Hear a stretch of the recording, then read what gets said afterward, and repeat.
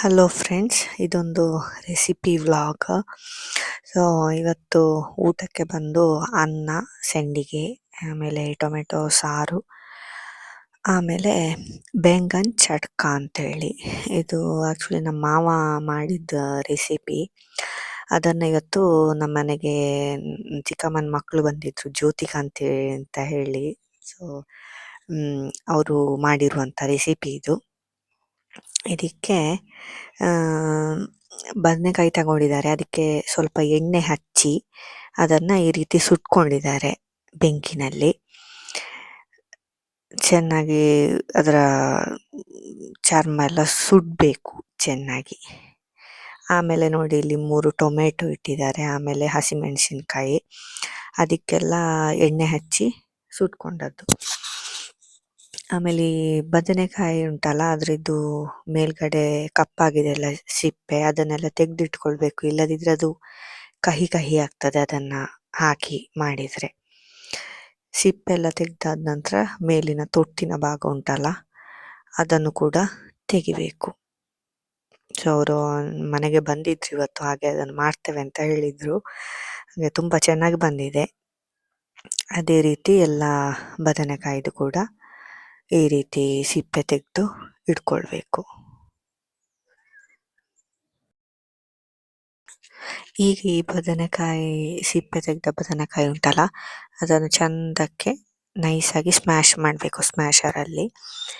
ಅದರೊಟ್ಟಿಗೆ ಸುಟ್ಟುಕೊಂಡಂಥ ಮೆಣಸಿನಕಾಯಿ ಉಂಟಲ್ಲ, ಅದನ್ನು ಕೂಡ ಸೇರಿಸಿ ಸ್ಮ್ಯಾಶ್ ಮಾಡಬೇಕು. ಆವಾಗ ಅದರ ರುಚಿ ಚೆನ್ನಾಗಿರ್ತದೆ. ಎಲ್ಲ ಅದರ ರುಚಿ ಎಲ್ಲ ಮಿಕ್ಸ್ ಆಗಿ ಚೆಂದ ಇರ್ತದೆ. ಇದರ ಜೊತೆಗೆ ನಾವು ಸುಟ್ಟುಕೊಂಡಂಥ ಟೊಮೆಟೊ ಉಂಟಲ್ಲ, ಅದರ ಸಿಪ್ಪೆ ಕೂಡ ತೆಗೆದು ಚಿಕ್ಕ ಚಿಕ್ಕದಾಗಿ ಹೆಚ್ಚಿ ಸ್ಮ್ಯಾಶ್ ಮಾಡಿದರೆ ಒಳ್ಳೆಯದು, ಬೇಗ ಸ್ಮ್ಯಾಶ್ ಆಗ್ತದೆ. ಅದನ್ನು ಕೂಡ ಸೇರಿಸಬೇಕು. ಆಮೇಲೆ ಒಗ್ಗರಣೆಗೆ ಇಲ್ಲಿ ಸಾಸಿವೆ, ಜೀರಿಗೆ, ಉದ್ದಿನಬೇಳೆ, ಈರುಳ್ಳಿ, ಬೆಳ್ಳುಳ್ಳಿ, ಆಮೇಲೆ ಇದೆಲ್ಲ ಸ್ಮ್ಯಾಶ್ ಮಾಡಿ ಆಗಿದೆ, ಇದು ಮುಂಚೆನೆ ಹೇಳಿದವರು.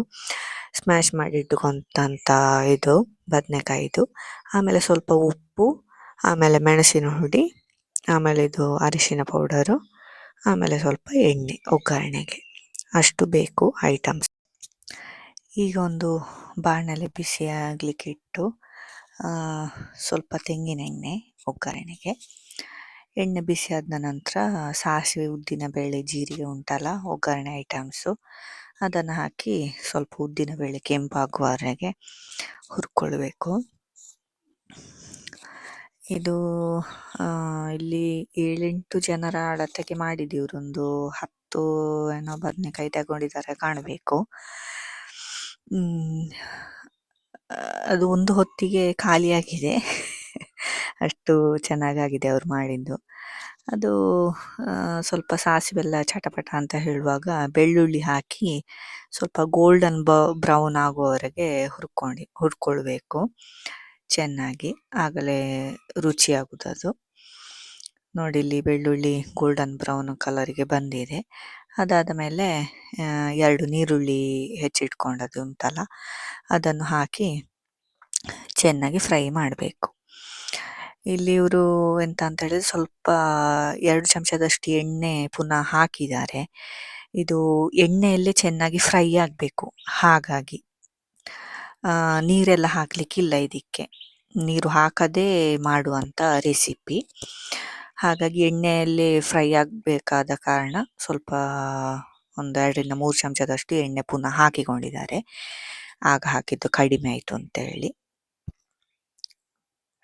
ಹಾಗೆ ಚೆನ್ನಾಗಿ ಫ್ರೈ ಆಗಲಿ. ಅದಾದ ನಂತರ ರುಚಿಗೆ ತಕ್ಕಷ್ಟು ಉಪ್ಪು ಈಗ ಸ್ವಲ್ಪ ಹಾಕಿಕೊಂಡಿದ್ದಾರೆ, ಆಮೇಲೆ ಪುನಃ ಹಾಕಿಕೊಳ್ಬೋದು ರುಚಿ ನೋಡಿಕೊಂಡು.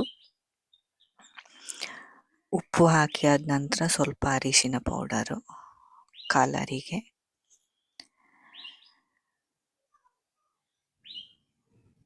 ಅದಾದ ಮೇಲೆ ಇದು ಮೆಣಸಿನ ಪೌಡರು, ಹಸಿಮೆಣಸಿನಕಾಯಿ ಕೂಡ ಹಾಕಿದ್ದಾರೆ. ನಿಮಗೆ ಖಾರ ಎಷ್ಟು ಬೇಕೋ ಹಾಗೆ ನೋಡಿಕೊಂಡು ಹಾಕಿಕೊಳ್ಬೋದು.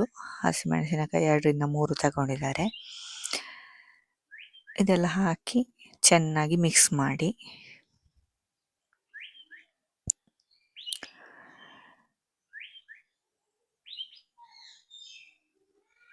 ಇದು ಚೆನ್ನಾಗಿ ಮಿಕ್ಸ್ ಮಾಡಿದ ನಂತರ ನಾವು ಸ್ಮ್ಯಾಶ್ ಮಾಡಿಕೊಂಡಿರ್ತೇವಲ್ಲ ಬದನೆ ಮತ್ತು ಹಸಿರುಮೆಣಸಿನಕಾಯಿ ಆಮೇಲೆ ಟೊಮೆಟೊ ಅದೆಲ್ಲ ಅದನ್ನು ಇದಕ್ಕೆ ಹಾಕಿಕೊಳ್ಬೇಕು.